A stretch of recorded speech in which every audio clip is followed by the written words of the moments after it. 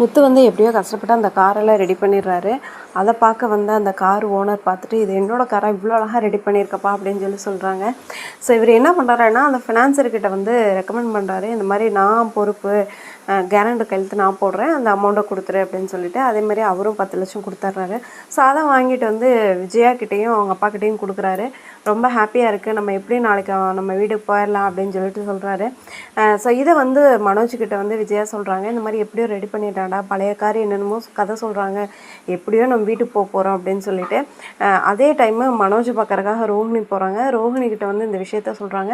இப்போ ரோஹிணி என்ன சொல்கிறாங்க, ஒரு ஈவெண்ட் இருக்குது, ஸோ அங்கே வந்து நீ வரணும் அப்படின்னு. எங்கள் அம்மாவுக்கு தெரியாமல் என்னால் வர முடியாது அப்படின்றாங்க. எனக்கு தெரியாது, எப்படியும் நீ வந்துடணும் அப்படின்னு சொல்லிட்டு ரோஹிணி சொல்லிட்டு போகிறாங்க.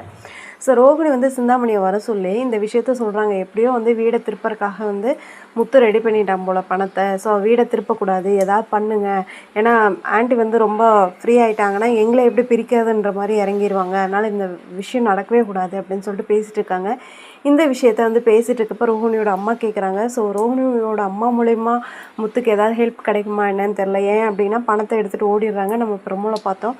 ஸோ இது எப்படி வந்து வீட்டை மீட்டு எடுக்க போகிறாரு அப்படின்னு வெயிட் பண்ணி பார்க்கலாம். நெக்ஸ்ட் சூப்பரான வீடியோவில் நான் பார்க்குறேன். பை.